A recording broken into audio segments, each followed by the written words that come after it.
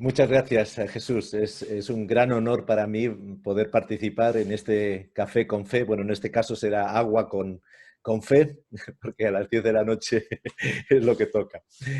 Muchas gracias a todos y agradezco mucho la atención. Bien, ¿a quién no le gustaría que todo nuestro trabajo, nuestra gestión, nuestros negocios tuvieran trascendencia? A todo el mundo le gusta dejar huella de su paso por esta vida. De esto trata el café con fe de hoy. Cuando hablamos de algo trascendental, no estamos hablando de meditación trascendental o algo intangible, sino de algo que es muy tangible. Trascender quiere decir que es algo significativo y que tiene consecuencias muy importantes, más de la que cabría esperar. Digamos que es algo que está a las antípodas de lo meramente superficial o insustancial. Pero también significa, como define la RAE, ir más allá o sobrepasar cierto límite. La humanidad está concebida para poder llegar a ser trascendental y no simplemente superficial. Y de la misma forma, nuestra economía puede llegar a ser trascendental en nuestra vida, pero también en las vidas de otras personas. No sé si estáis familiarizados con la pirámide de Maslow, pero según esa pirámide, para conseguir la felicidad o la satisfacción, primero perseguimos cubrir nuestras necesidades fisiológicas, es decir, respirar, alimentarse, descansar. Segundo, las necesidades de seguridad personales, las familiares, las de salud. En tercer lugar, las necesidades sociales, la amistad, el afecto, la intimidad. Y por cuarto, la estima y el reconocimiento, es decir, el éxito, el respeto, la confianza. Pero a medida que el empresario, el ejecutivo, el profesional va avanzando en la consolidación de su empresa y cubriendo toda la pirámide de Maslow, se da cuenta de que nada le puede hacer más feliz que el último de nuestros grandes anhelos, la autorrealización y la trascendencia de lo que hacemos. Me gustaría que esta charla fuera una reflexión sobre la forma en que gestionamos nuestros recursos, nuestras habilidades empresariales y económicas y buscar el modo en que ésta pueda impactar más positivamente en nuestra vida y en la vida de los que nos rodean. A veces tengo la sensación de que la sociedad nos lleva a humanizar o nos lleva a mirar la humanidad en clave económica cuando quizás debemos humanizar la economía. Hacer que nuestro desempeño con nuestras finanzas, nuestras empresas, nuestros recursos sea trascendente dependerá de la forma en que gestionamos estos recursos. ¿Trasciende vuestra economía de lo puro financiero a un plano más integral de vuestra vida y de las vidas de los que os rodean? En la pasada charla pudimos ver algunas fórmulas, algunos consejos de Salomón sobre cómo gestionar la economía y especialmente en tiempos de crisis. Y a partir de esa misma fuente vamos a comparar varias formas de gestionar nuestros recursos y espero que sea un punto de inflexión en algunas áreas de nuestra gestión. Vamos a ver 8 aspectos o 8 distintivos de la economía y la gestión y que pueden ser gestionadas con repercusiones escasamente superficiales o materiales o con repercusiones trascendentales. Permitidme compartir la pantalla. Y la primera que vamos a ver es del poder del dinero al poder sobre el dinero.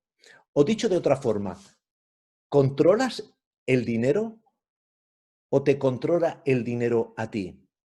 ¿Sirves al dinero o te sirves de él? El dinero puede ser algo muy poderoso en sí mismo y, por lo tanto, un peligro o un instrumento muy eficaz en nuestras manos.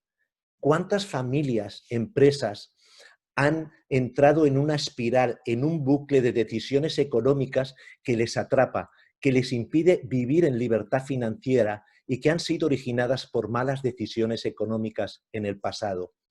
Se toman las decisiones de índole familiar, personal, empresarial, en función del dinero y no de los deseos, de las ambiciones o intereses personales o sociales.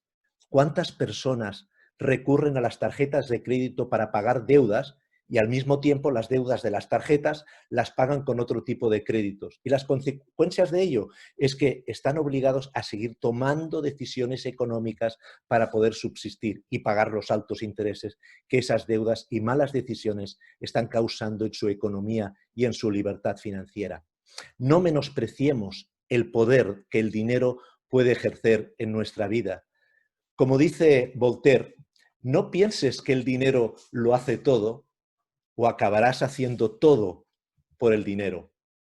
Dice Barnum, el dinero es un amo terrible, pero un excelente siervo.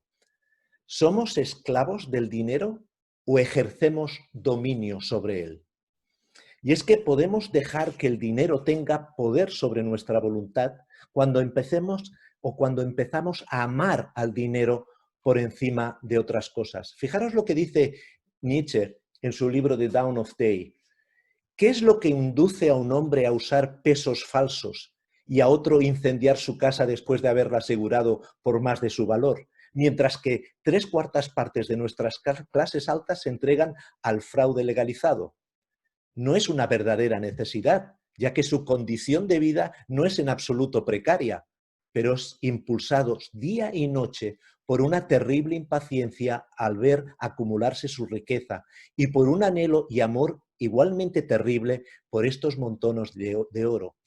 Y sigue diciendo, lo que una vez se hizo por el amor de Dios, ahora se hace por el amor al dinero, es decir, por el amor a lo que en el presente nos brinda la más alta sensación de poder y una buena conciencia. Bueno, esta frase de Nietzsche viene de lo que Jesucristo dijo hace más de 2000 años. Ninguno puede servir a dos señores, porque o aborrecerá al uno y amará al otro, o estimará al uno y menospreciará al otro. No podéis servir a Dios y a las riquezas. Es incompatible. De la misma manera que es incompatible servir al dinero o que éste nos sirva a nosotros. Podemos ser ricos y servir a Dios, pero si escogemos servir a las riquezas, al dinero, entonces no solo no podemos servir a Dios, sino que lo estamos menospreciando. No hagamos del dinero un ídolo al que servir y al que confiar. Pongamos el foco en la provisión, pero no tanto en el dinero.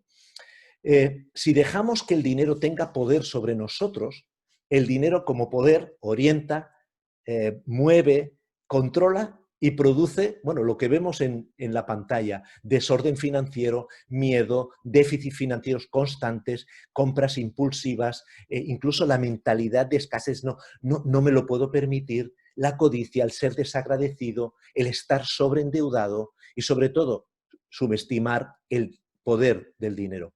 Ahora, ¿qué podemos hacer para tener control por el dinero o con el dinero? Pues hay que establecer metas específicas, hay que ahorrar sistemáticamente, tener fondos de emergencia, saldar deudas, no poner en riesgo a nuestras familias con decisiones económicas, invirtiendo en el futuro, diversificar, dejando un legado y siendo generoso. En segundo lugar, el siguiente distintivo es ser o sentirse propietario a sentirse administrador. O dicho de otra manera, de creernos dueños a considerarnos gestores. Una piedra angular de la economía tradicional es la propiedad privada. Trabajas por ello, lo posees, lo disfrutas y lo proteges. Por supuesto, no hay nada de malo en esto, a no ser que al sentirnos propietarios, dueños, perdamos de vista que lo que realmente somos administradores temporales de recursos. ¿Cuánto poseemos cuando nacemos? En algunos casos, por lo menos en España se dice, hay un dicho que dice, nacer con un pan bajo el brazo. Bueno, pues ni eso. De hecho, esa frase se comentaba en tiempos de pobreza y sobre todo de las familias pobres, porque al tener un niño varón, ese niño de niño ya podía trabajar y podía introducirse en lugares muy pequeños y ganar un sueldo. Es decir, no es que trajera el pan del brazo, es que se lo tenía que ganar. Pues ni traemos pan cuando nacemos y cuánto poseemos en el minuto 1 después de nuestra muerte. ¿No es la vida un periodo de administración de recursos para un mejor disfrute de esta vida que una carrera de poseer cosas que serán de nuestra propiedad en un tiempo muy limitado? Alguien dijo que en tiempos de crisis es muy bueno no poseer nada porque no perderemos nada.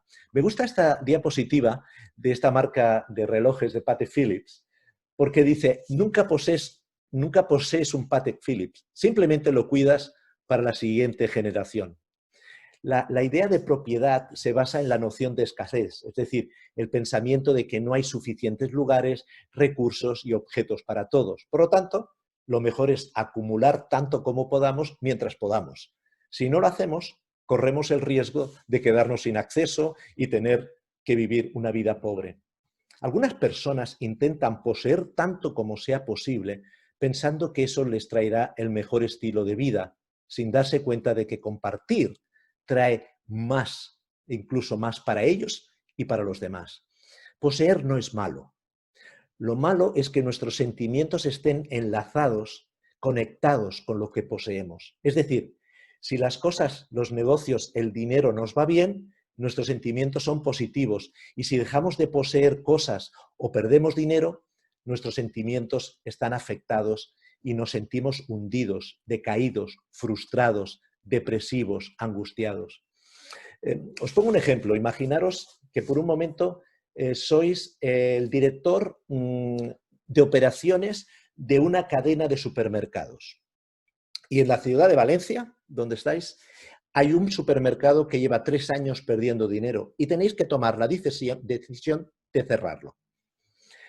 Segundo caso, tenéis un pequeño colmado, un pequeño supermercado en un barrio de Valencia, vuestro abuelo lo fundó, vuestro padre lo hizo crecer, pero vosotros lleváis 3 años perdiendo dinero por la fuerte competencia que hay y tenéis que decidir cerrarlo.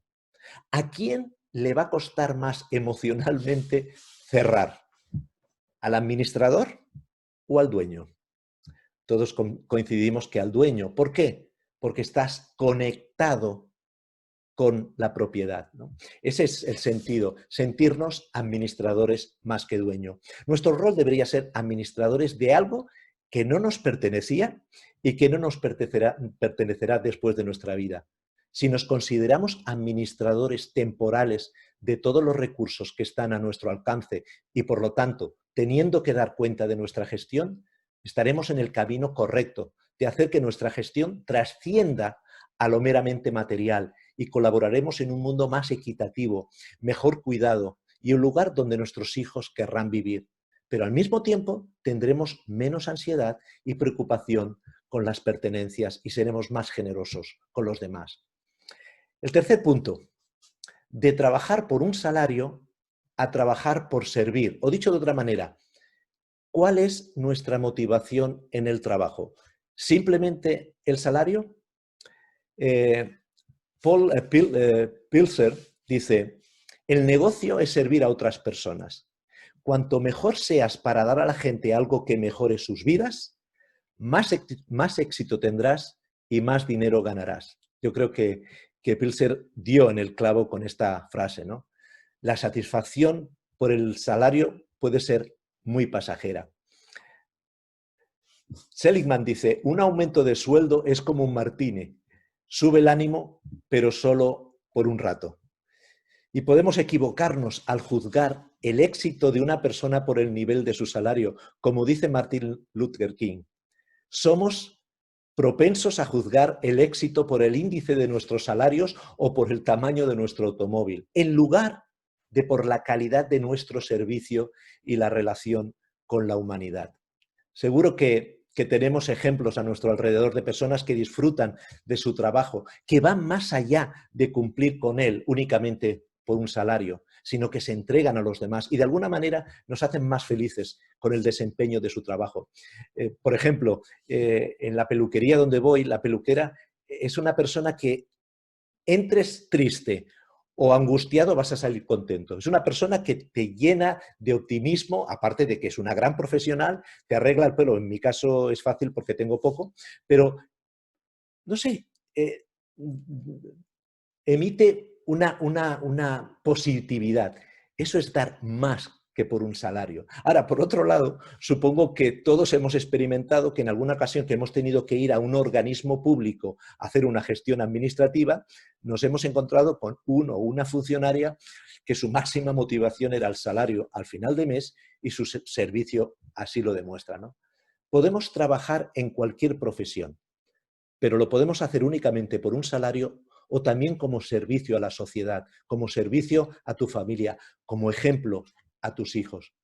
Poner el enfoque de nuestro trabajo únicamente en la compensación económica puede llevarnos a la insatisfacción y frustración. En cambio, cuando el trabajo es parte de una vida de servicio a los demás, de cuidado, de respeto por el medio ambiente, de superación personal, de construir valores, de desarrollar talentos, entonces el grado de satisfacción será mayor. Y no solo para nosotros, sino que trascenderá de nosotros mismos a los que nos rodean. Pero también el servicio a los demás es un camino a encontrarnos con nosotros mismos. Como dice Gandhi, la mejor manera de encontrarse a uno mismo es perderse en el servicio a los demás. ¿Impacta positivamente nuestro desempeño laboral, profesional, empresarial en la vida de nuestra familia? ¿En la vida de otras personas? ¿En la vida de otras generaciones? Si es así, nuestro trabajo es trascendente, trasciende de nuestra propia compensación económica. El siguiente paso es de comprar y vender a dar y recibir. Cuando desarrollamos nuestra actividad empresarial, podemos pensar en clave de comprar y vender, de que todos son transacciones comerciales, es decir, de ver a nuestros clientes como compradores y a nuestros proveedores como vendedores. O podemos verlos en una clave más profunda, más amplia, que es la de dar y recibir. Hemos visto anteriormente que el trabajo debería ser algo más que por un salario. Sería, doy a mis clientes lo mejor de mis talentos, experiencia, habilidades y los sirvo para satisfacer sus necesidades y recibiré lo que necesito para la continuación del negocio. La satisfacción de haber cubierto unas necesidades de un cliente y proporcionarles la satisfacción con un servicio o producto nuestro es mayor que el hecho de conseguir puros y fríos objetivos de venta. Eso no quita que debamos cumplir con las expectativas de la empresa, pero la forma en que vemos nuestra actividad empresarial nos puede llevar a niveles de satisfacción mayor y una inquietud ferviente de querer mejorar nuestro servicio, nuestros productos, para dar lo mejor de nosotros mismos y al mismo tiempo recibir de otros las compensaciones a este esfuerzo. Vender debería significar, ante todo, dar, ofrecer, servir al otro. Para transformar el vender en dar, primero deberíamos amar a quien tenemos enfrente. Segundo, estar dispuesto a servir, no solo vender y de ayudar y no tan solo convencer. Por cierto, la compensación de ayudar a otros es que automáticamente te estás ayudando primeramente a ti. Como dice Waldo Emerson, una de las compensaciones más bellas de la vida consiste en que nadie puede tratar sinceramente de ayudar a otro sin ayudarse a sí mismo. Y también uno de los poetas más prolíficos en el siglo XX, Paul McCartney, lo expresó en la última canción que grabó The Beatles, The End, diciendo, y al final el amor que recibes es igual al amor que das. ¿Qué satisfacción es mayor?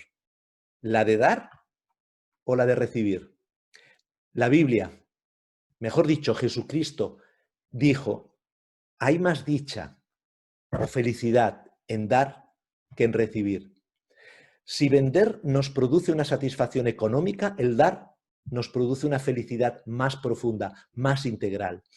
Me gustaría presentaros un experimento científico que se publicó en el 2017 y se realizó en Suiza.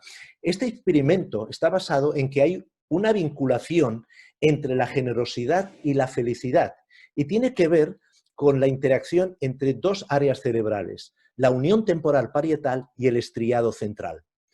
Y se midió a través de resonancia magnética funcional. Se organizaron dos grupos y a cada persona se le daba 25 francos suizos por semana, eso durante 4 semanas. El grupo control debía usar el dinero para invertirlo en ellos mismos y el grupo experimental en invertirlo en otras personas. Lo que se hizo fue, se midió la reacción a través de la resonancia magnética antes del experimento y una vez acabado. Bien, el resultado que dio, entre otros, es que los participantes del grupo experimental que se había comprometido a gastar dinero en otros mostraron un comportamiento significativamente más generoso, que aquí lo vemos en este gráfico, que el control que se había comprometido en gastar dinero en sí mismo. Hasta aquí no hay sorpresas, pero se pudo constatar científicamente. Lo interesante fue que cuando se midió el nivel de satisfacción o felicidad, una vez acabado el experimento, donde el grupo experimental mostró un mayor aumento en la felicidad que el grupo control. Es decir, el grupo control, cuando acabó el trabajo, disminuyó el nivel de felicidad o de satisfacción, en cambio, en el grupo experimental se aumentó, ¿no? Es interesante ver que también científicamente está probado lo que dijo Jesús, que hay más dicha, eres más feliz dando que recibiendo, ¿no? Dichoso. Lo podemos comprobar científicamente. El siguiente punto es de escasez a abundancia. ¿Sí? Uno de los principios fundamentales de la economía que podemos aprender en las escuelas de negocios es la asignación de recursos escasos. Es decir, invertir lo mínimo posible para generar el mayor beneficio posible. Pilser, como hemos visto antes, el autor de varios libros, muestra cómo la riqueza de una sociedad está determinada no por el suministro de recursos físicos, que supuestamente son limitados, sino por el ingenio humano que redefine constantemente lo que cuenta como un recurso en primer lugar. Y tenemos un ejemplo.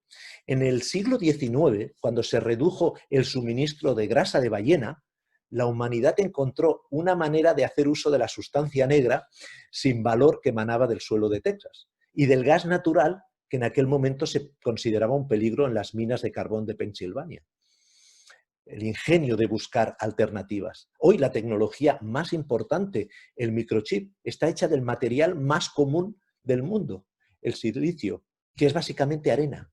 Entonces, la riqueza no está limitada por los recursos, es tan ilimitada como el poder de nuestras mentes. Si hablamos de mentalidad, ¿qué mentalidad tienes respecto a la riqueza? ¿De escasez o abundancia? Todos conocemos el libro Los 7 hábitos de la gente altamente efectiva de Covey, ¿no?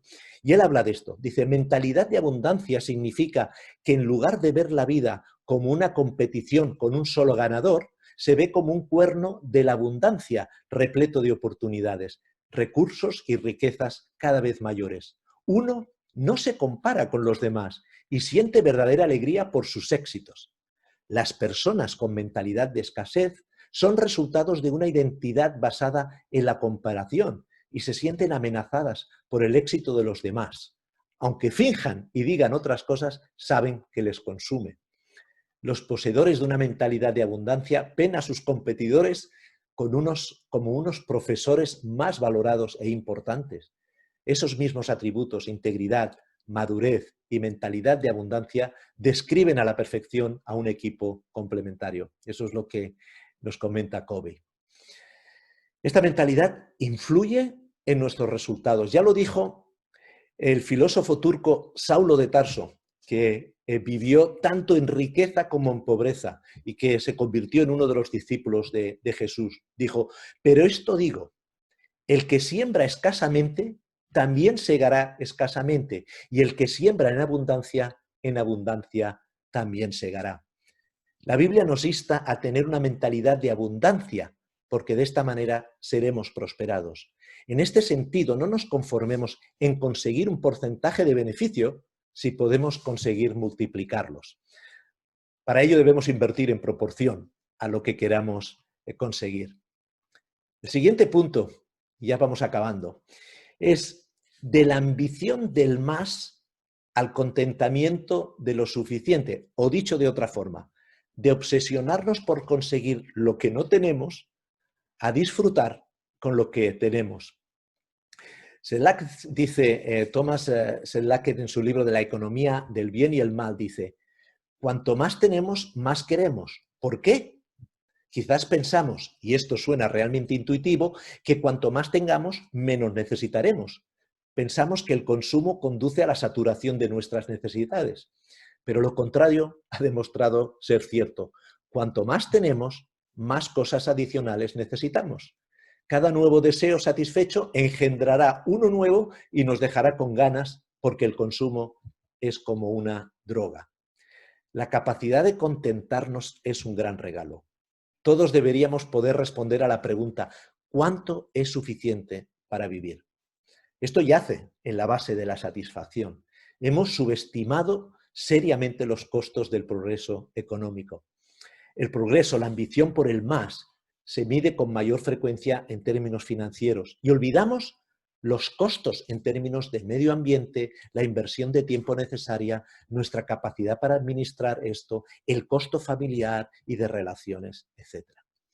Si ponemos límites a la prosperidad material, podremos acumular activos sociales, físicos, emocionales y relacionales. Eso es un progreso real, la capacidad de hacer lo que consideras más importante y de las formas que querías hacer. El contentamiento no es sinónimo de conformismo, sino de estar satisfecho, de ser agradecido, de ser feliz en la situación económica que estemos viviendo, sin perder de vista que debemos seguir luchando por nuestros sueños. Lo contrario del contentamiento podría ser la codicia, es decir, el afán excesivo de riquezas. La codicia es un resultado de amar al dinero que vimos al principio. Salomón ya dijo: quien ama el dinero, de dinero no se sacia. Quien ama las riquezas nunca tiene suficiente. También esto es absurdo. Y también dijo: más vale un puñadito de bienes con descanso que las dos manos llenas con trabajo y aflicción de espíritu. En este gráfico comparativo podemos comprobar un estilo de vida basada en querer más, sobre todo en la izquierda, en querer más y sobre todo cubrir nuestras necesidades puramente materiales. O bien un ejemplo en querer ser trascendente, es decir, en vivir con lo suficiente e invertir el excedente en el futuro, en los demás. En este primer caso lo que vemos es que gastamos dinero en nosotros, en lujos y más lujos, pero no aumentamos el nivel de felicidad. En cambio, cuando una vez que hemos satisfecho nuestras necesidades incluso de confort, y lo que hacemos es incrementar el ahorro, los activos, en hacer el bien, el nivel de felicidad aumenta. No sé si conocéis la historia de Pedro Medina, que fue el fundador de McDonald's en Colombia, que después de dirigir 33 restaurantes de esa franquicia y vivir prácticamente en aviones, decidió renunciar y dejó su vida lujosa y se fue a vivir a un pueblo en la montaña, ermitaño de 500 personas, ¿no? Y en una entrevista a la CNN me llamó la atención. Él creó una organización, Yo Creo en Colombia, y dice: hoy creo que el éxito es una palabra demasiado trillada, que muchas veces implica competir con otros. Mi éxito a costa de tu fracaso. Pero el planeta está demasiado recalentado para seguir buscando más y más éxito todo el tiempo, declaró recientemente en la CNN. Por el contrario, la trascendencia implica dejar una huella positiva en la sociedad y ser felices de generar este impacto en otros. Mi felicidad, decía, está en haber descubierto mis talentos y haberlos puesto a trabajar en una causa más grande que yo. Y esto nos lleva al siguiente punto. De ganancia a corto plazo a planificación generacional.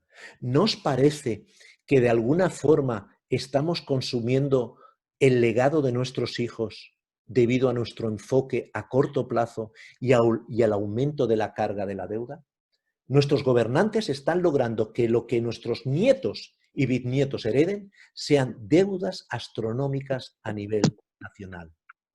Hoy en día hay muchas herencias en las que pesa más el pasivo que el activo. Construir activos para las generaciones futuras debería ser parte de nuestra tarea dentro de la economía de lo trascendente. Hace unos 22 o 23 años fui a visitar a un cliente en Ámsterdam, en Holanda. Y bueno, ya cuando entré a la casa vi una casa en una de las calles de Los Canales, una casa vieja, por lo menos tenía muchos años ese edificio, pero de lujo. Y en la entrada vi unos cuadros de unos barcos que parecían barcos que venían de la India trayendo especie. Entonces, la persona que me atendió me estuvo explicando la historia. La empresa se llama Van Eggen.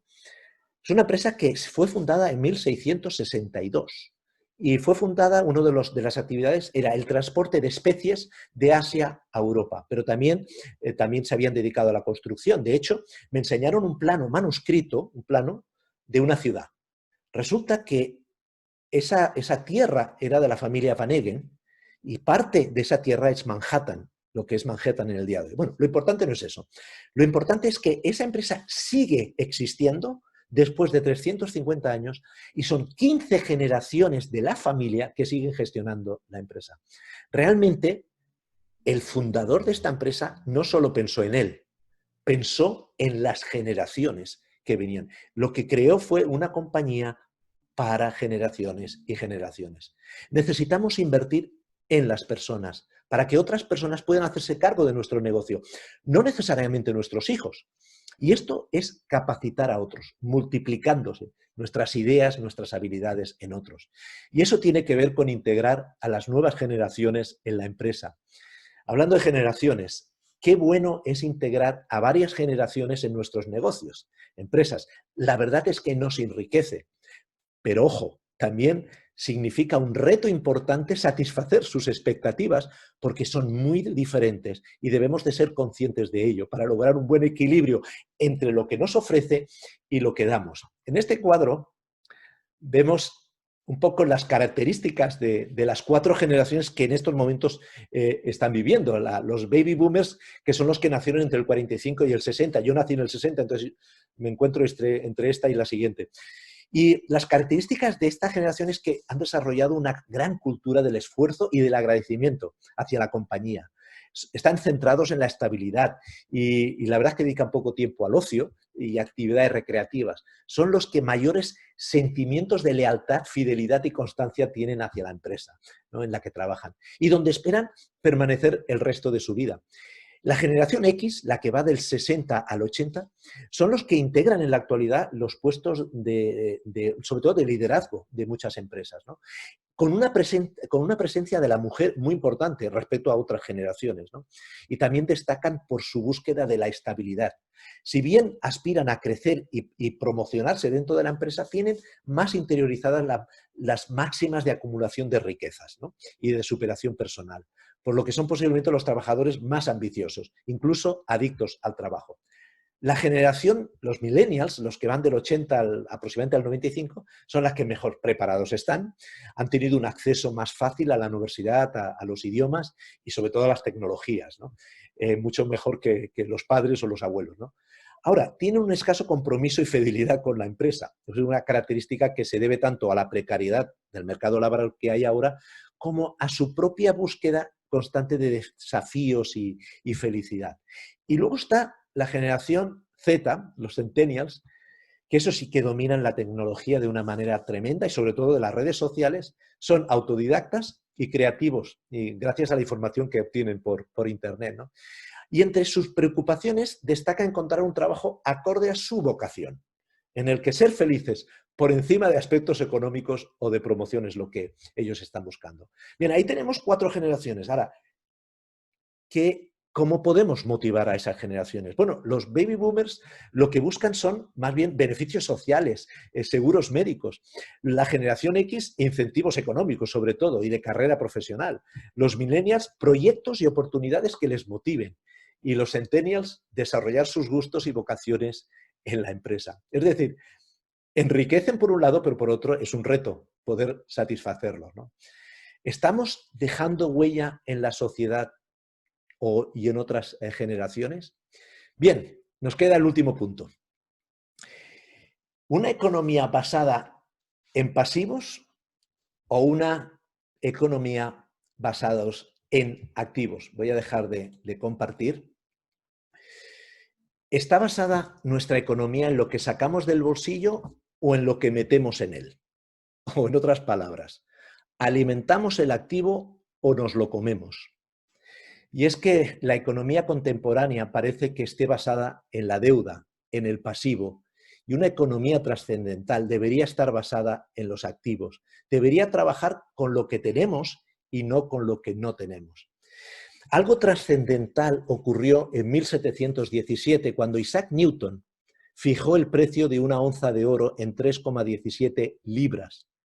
Unos años más tarde, y debido a que el oro ya tenía un valor fijado por Newton, David Hume creó un sistema monetario llamado patrón oro o gold standard. Y era un sistema monetario en el cual el valor de la moneda de un país era totalmente convertible en gramos de oro, dado que los bancos centrales tenían la obligación de su conversión cuando un ciudadano lo demandaba. Y dominó la economía por más de 200 años. Durante este periodo, el valor de las monedas o billetes emitidos debía ser respaldado por su valor en oro.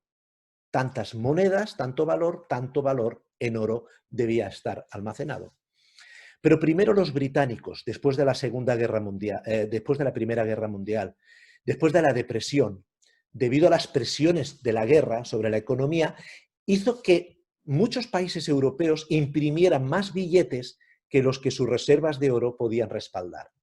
Y en 1971, una vez que Nixon cambió las reglas del juego, el oro dejó de ser el estándar donde sostener el dinero. Y a partir de ese momento de la historia, la economía mundial se basa en el pasivo, en las deudas. Se produce dinero a base de incrementar la deuda, se estimula la economía a base de emitir deuda. El abandono total del patrón oro ha supuesto un crecimiento enormemente disparatado de la oferta monetaria mundial, muy superior al crecimiento total de los bienes y servicios de la sociedad, que la sociedad es capaz de producir. Esto es la inflación, ¿no? Resumiendo, hemos dejado de respaldar la emisión de dinero con un activo como el oro y lo hemos sustituido con un pasivo como es la deuda. A nivel empresarial, un elemento de las finanzas es la deuda, pero se debe tener una muy buena razón para ejercerla y manejarla bien para no afectar la rentabilidad. Unas finanzas empresariales sanas se basan en un óptimo manejo de los recursos y esto se refiere tanto a la asignación inteligente del presupuesto como al impulso de la rentabilidad y el control de la deuda. Endeudarse para incrementar los activos puede ser una buena herramienta, por ejemplo, para cubrir desfases en tesorería, aumentar las ventas, planes de expansión, aumentar el capital de trabajo cuando haya crecido el negocio, inversión en productividad, incrementar capacidad de producción. Y a nivel familiar, por ejemplo, endeudarse para formarse. El problema viene cuando incrementamos nuestro pasivo para cubrir gastos operativos por una falta de rentabilidad o para pagar dividendos a los accionistas si no los hay. Desgraciadamente, mucha de la economía contemporánea está basada en incrementar el pasivo a base de endeudarse para cubrir gastos operativos de un negocio poco rentable. Pero eso pasa también en las familias, que se sobreendeudan para pagar gastos y no para inversiones rentables. Lo comentábamos al principio, el sobreendeudamiento puede dejarnos sin la libertad de tomar decisiones. Pongamos nuestro enfoque en el activo y no solo en cómo incrementar nuestro activo financiero o económico, sino qué mejor activo que nosotros mismos. El objetivo no es enfocarse en hacernos ricos en las finanzas, sino en aumentar el capital. Y tenemos varios capitales que aumentar. El capital físico, gozar de salud y energía.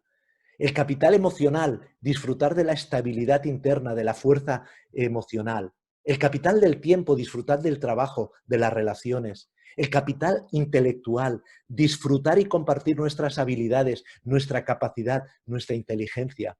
El capital social, disfrutar de personas que te dan energía, que te dan amistad. El capital material, disfrutar lo suficiente, contentarnos con lo que tenemos. El capital financiero, disfrutando de la generosidad. Y por último, y no menos importante, el capital espiritual, disfrutar de la relación con Dios y todo lo que Él hace y puede hacer a través de nosotros. Acabamos de ver algunos distintivos de la economía trascendental y dejarme deciros que toda ella está inspirada en la Biblia, en Dios, en 4 palabras. la economía de Dios. Este es el ejemplo que vemos en muchas de las enseñanzas de Jesús, y es que Dios multiplica lo que ponemos en sus manos, lo que invertimos en su economía. Esto trae un aumento en los activos, no siempre en términos financieros, sino en activos en capacidad para poder hacer mejor la voluntad de Dios y disfrutar de su provisión. La carrera por aumentar la deuda logra todo lo contrario, trae miedo, cansancio, inestabilidad y relaciones bajo presión. ¿Qué eliges? ¿Una gestión de tu economía, de tus negocios, que satisfagan únicamente tu ambición personal, o una gestión que sea trascendental, no solo para ti, sino para los tuyos, para los que te rodean, para otras generaciones? Está en nuestras manos conseguirlo. Muchas gracias por vuestra atención.